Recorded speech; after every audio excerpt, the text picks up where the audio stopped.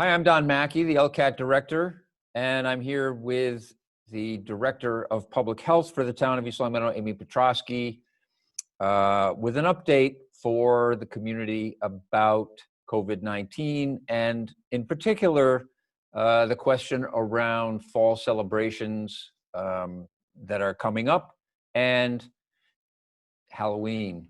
So Aimee, we, as of last week, I guess, East Long Meadow has had an increase in the number of COVID reported cases, and we are under the state framework, so-called in the red. Some people have expressed questions or concerns about what that means for Halloween. Will the town cancel Halloween? Is it safe to have Halloween? So I'm grateful for you coming on here and giving folks an update as to what they should expect for their kids and for their neighborhoods and whatnot for the Halloween holiday. Yeah, Don, thanks for having me. Since the community has gone to a red status, the health department's been getting a lot of calls wondering what the town was doing for Halloween and if it was going to be canceled like some of the communities around us. Before we get into what the town is doing for Halloween, there's also been a lot of questions about what constitutes us being a red community. So I think we could start there if you're all right. Yeah, that would be great. Yeah, sure. If you wanted to do that, that'd be great. The state has set certain parameters for communities based on their number of their case counts for a 2-week period. And I believe they chose 2 weeks because that's the average, that's the quarantine time period. For East Long Meadow, due to our population, anything 19 cases and over would constitute a red community for East Long Meadow. This week we had 25 active cases that were identified in the last 2-week period, so that is over that 19 threshold. It is a 2-week rolling period. It starts on Saturday and ends on Saturday for those 2-week periods. So that the good news about that is that it really is responsive to what's happening within the community. So people might see us be a red community this week, and next week we can go back to yellow and then back into red. So there will be some movement based on the number of cases that are happening in that 2-week period. Right. Now, the red has created a lot of discussions about what we're going to do for Halloween. And the town has no plans to cancel Halloween for our residents for a few reasons. One is trick-or-treating is not a town-sponsored event. It is a community-run event where people elect to either keep their lights on to have people come to their house or to take their children around trick-or-treating. There's no town part of this. The other reason that we're not is the CDC and the Massachusetts Department of Public Health, so the state agency that oversees my level of things, both have recommended not canceling. What they've asked us to do is suggest that this might not be the best year to go trick-or-treating, but then also give ways that if people are going to celebrate the fall holiday of trick-or-treating in a variety of ways, that they do it as the safest way possible. So does that mean so what constitutes, is it safe to go trick-or-treating? Is it safe to have Halloween parties? Is it safe to sort of have the usual events under their guidelines, or how much has that changed? So the CDC has a great website where they kind of go through the typical fall activities that happen this time of year, and they've ranked them as safe, moderate, or least safe. So you could go onto the CDC website and check out the activities that they list in each of those categories and decide what level of risk is the level that you're willing to accept for your family.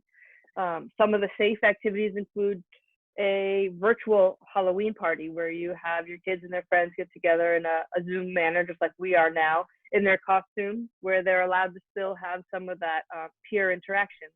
Or pumpkin picking with friends with masks on and social distancing. So outdoor activities are the safest activities that we can do, and we should hold on to those as long as we can. Right. The virus with masks and being outside is and 6 feet of social distancing is your safest way to be social, especially this time of year. So the traditional trick-or-treating, some of the challenges with that is it might be hard to wear a mask with some costumes.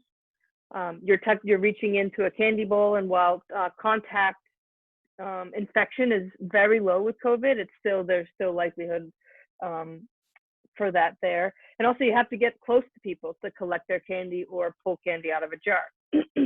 I've heard one person today on my DPH call, they bought a 6-foot piece of PVC pipe and they're going to use it as a chute into their kid's bag. So they're decorating it in cool Halloween colors, and that way they're going to have a natural 6-foot barrier. There's no contact, but that's the way that they feel safe allowing their children participate in the holiday. So what is the health department doing in the background in this situation where you're not actually, taking the role of canceling an event or Halloween? Yeah, so a big part of what the health department is doing is what we've done through this whole pandemic. It's about educating and providing the residents with ways that they can help protect themselves if they're going to engage in these holiday activities. Here are the ways that you can do that safely. And so our website is put out between the website and our Facebook and Twitter site. Have done 3 or 4 Halloween safety tips. And then starting next week, we'll be doing one every day. So 7 days of Halloween safety tips. So we're hoping that between doing conversations like this, like you and I are doing, Don, and putting information out for our residents, that they can choose the path that feels most comfortable for them in a way to protect themselves and their family. All right. Well, that sounds great. Anything you want to add to that, or? The health department is always available for calls. So if there's something that you're wondering about in terms of, is this a safe activity? Where's the way we could do this activity more safely? I probably just today alone have gotten 10 to 15 calls relative to either it being red or trick-or-treating or places that people can avoid. And we aim to return all calls within 24 hours. So you have plenty of time to get those Halloween calls in and get a response. So we're always happy to help people.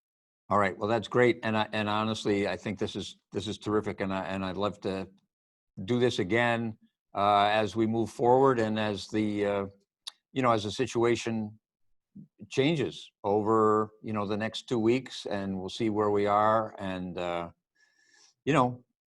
clearly it's a concern going into the winter and flu season. And I think the more information that people do have, the better. So thank you so much. I agree.